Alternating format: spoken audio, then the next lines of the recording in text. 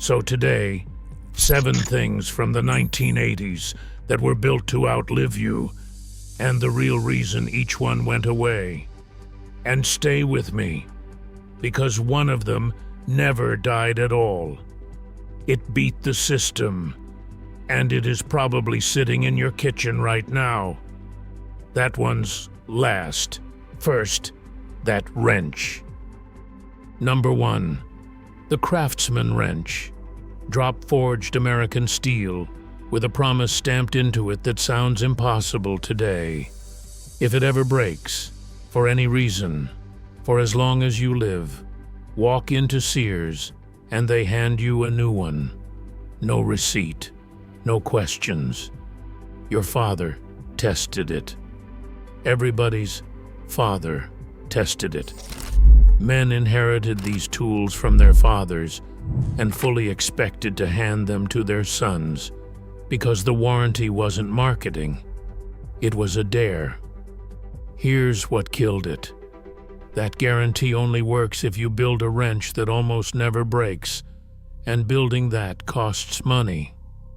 In 2017, a dying Sears sold the Craftsman name to a tool conglomerate for about $900 million. The manufacturing scattered overseas, and the old ironclad promise got wrapped in fine print. The wrench in your dad's garage will still outlive us all. The name on it, that already didn't. Number 2. The Maytag washer. For almost 40 years, Maytag ran the strangest ad campaign in American history. One man, in a blue uniform, sitting by a phone that never rang. The Maytag repairman, the loneliest man in town, and the joke was the whole pitch. Our machines are so reliable, our repairman has nothing to do. Think about the confidence it takes to put that on television for 4 decades. And here's the thing, it was basically true. Those washers ran 25 years in basements all over America, next to that avocado fridge we talked about last time. So what happened? Reliability became the problem. A machine that never breaks is a customer who never comes back. Quality slid, costs got cut, and in 2006, a struggling Maytag was sold to its biggest rival. The lonely repairman was retired. Turns out he wasn't a mascot. He was a warning. Number 3. The round thermostat. The little gold dial on the hallway wall. You barely looked at it. You just turned it. And it worked. Every day. For 50 years. Now here's the part that should stop you cold. That thermostat had no electronics in it at all. Nothing. Inside was a coiled spring made of 2 different metals pressed together. And because the metals expand at different speeds, the coil slowly curls and uncurls as the room warms and cools, tipping a tiny glass switch. No battery, no software, no update. Physics did all the work, for free, forever. A designer named Henry Dreyfuss shaped that round dial back in 1953, and it went on to hang in more American homes than almost any object ever made. The one on your wall now needs a power supply, a screen, a login, and a replacement every few years. The old one needed the temperature of the room to change. That's it. That was the entire deal for half a century.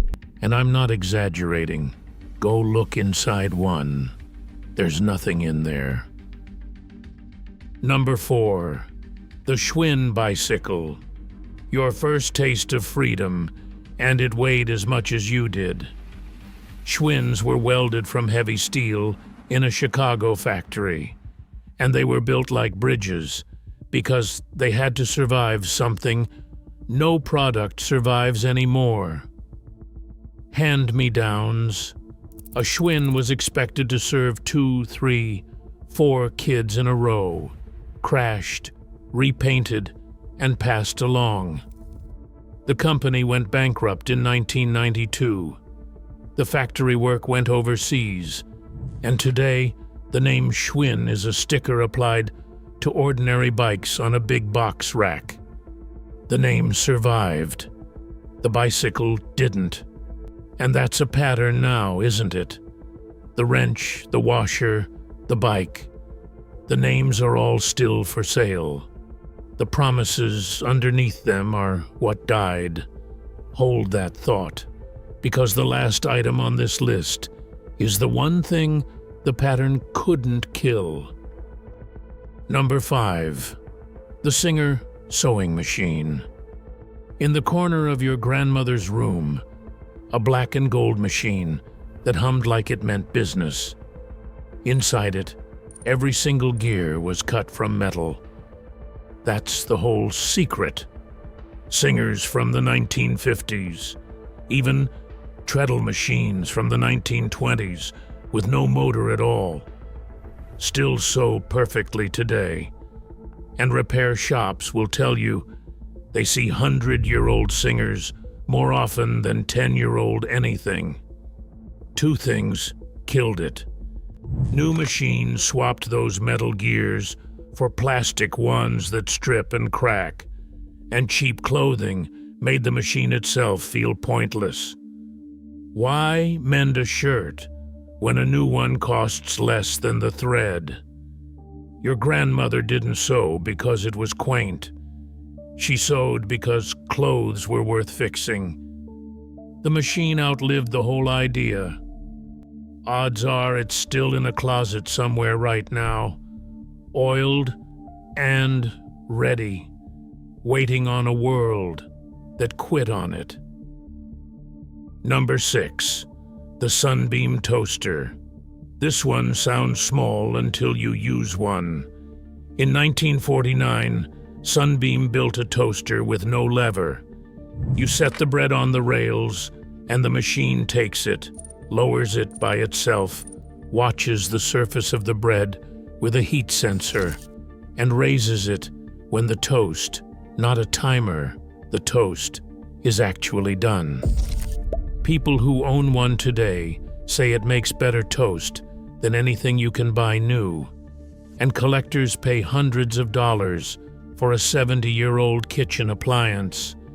It worked so well because it was expensive to build, thick steel, a clever mechanism, real engineering aimed at breakfast.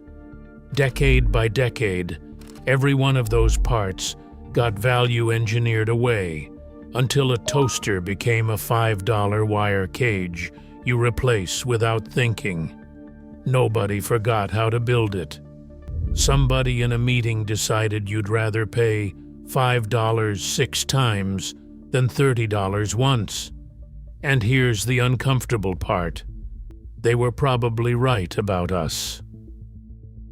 Number 7. The cast iron skillet. And here it is, the one I promised, the one that beat the system. Your grandmother's skillet, black as a stove lid, heavy as a phone book. Cast iron was the cookware of the 1980s kitchen and the 1930s kitchen and the 1890s kitchen, because it is one solid piece of metal with no coating, no handle screws, no parts. There is nothing on it to break.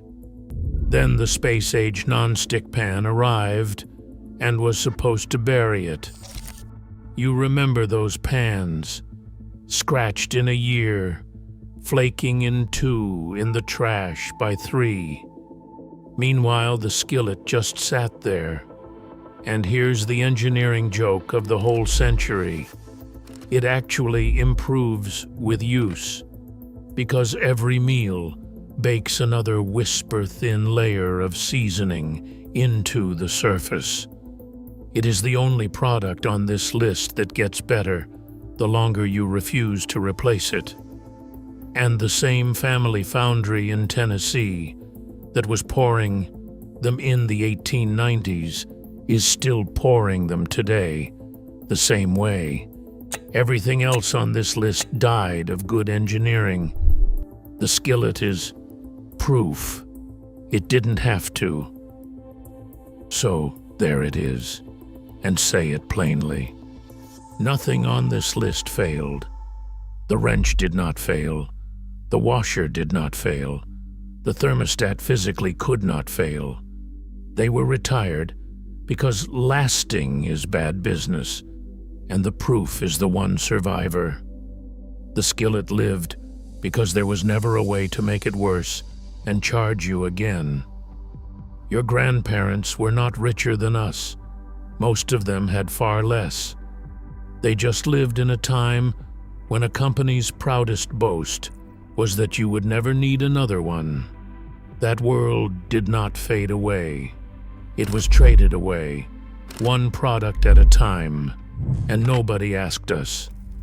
Tell me in the comments, what is the oldest thing in your house that still works? Because last video, a gentleman told me about his 1954 stove, and it made my whole week. If you are tired of buying everything twice, stick around and subscribe. This is the place where we remember how things used to be made.